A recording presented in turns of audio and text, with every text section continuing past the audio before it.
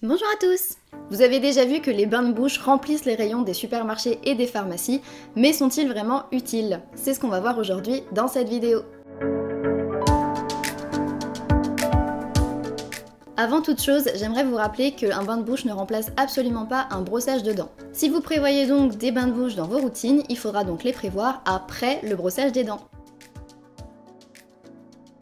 Niveau utilité, les bains de bouche en ont seulement deux. Soit c'est votre praticien qui vous l'a prescrit pour une raison bien particulière, par exemple après avoir enlevé une dent ou après un détartrage un peu particulier, soit c'est vous qui décidez de faire le bain de bouche pour X raisons, pour avoir bonne haleine ou autre, et à ce moment-là on est presque dans de l'automédication et du coup il y a 2-3 petites choses à savoir. Les bains de bouche sont réputés pour donner la sensation de la bonne haleine. On dit bien justement la sensation de la bonne haleine, puisque en effet, le bain de bouche ne donne une bonne haleine que pendant quelques minutes, l'effet va donc s'estomper très rapidement. À chaque utilisation, les bains de bouche vont temporairement modifier la flore buccale naturelle. Cette flore, elle est aussi appelée votre microbiote, et ce microbiote, il est composé de bactéries et d'autres micro-organismes qui sont gentils et qui sont nécessaires pour que votre bouche aille bien, pour qu'elle soit en équilibre. Le fait de faire un bain de bouche quotidien aura du coup tendance à modifier ce microbiote et à le déséquilibrer, il n'est donc pas recommandé de faire un bain de bouche tous les jours. Il va être important de s'attarder sur la composition de vos bains de bouche. La plupart de ceux que vous allez trouver en grande surface ou en libre accès n'ont en fait pas de molécules actives si ce n'est de l'alcool. L'alcool, c'est aussi une substance qui peut avoir des interactions avec des médicaments. Donc même si vous buvez pas du bain de bouche à l'apéro, je l'espère, faites quand même attention du coup au traitement que vous prenez vis-à-vis de cette interaction médicamenteuse avec l'alcool. Et si vous avez des questions, n'hésitez pas à vous rapprocher de votre médecin prescripteur de vos traitements habituels ou du bain de bouche. Les bains de bouche que nous on est amené à vous prescrire, donc que ce soit les médecins ou les chirurgiens dentistes, d'ailleurs on vous les prescrit mais ils sont en réalité en libre accès aussi, ces bains de bouche par contre ils possèdent des molécules actives. On peut trouver par exemple de la chlorhexidine ou de l'exétidine. Ces molécules, elles ont des indications bien particulières, notamment en post-opératoire, après une avulsion dentaire, ou bien après un détartrage un peu particulier. Mais il est fréquent de les retrouver dans les placards à la maison, parce que il nous en restait après la dernière prescription du dentiste, ou bien parce que tout simplement on peut les trouver en libre accès en pharmacie.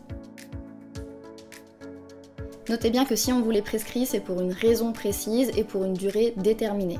En les utilisant trop ou trop souvent, déjà vous allez déséquilibrer votre flore buccale et en plus de ça, vous pouvez avoir des effets secondaires.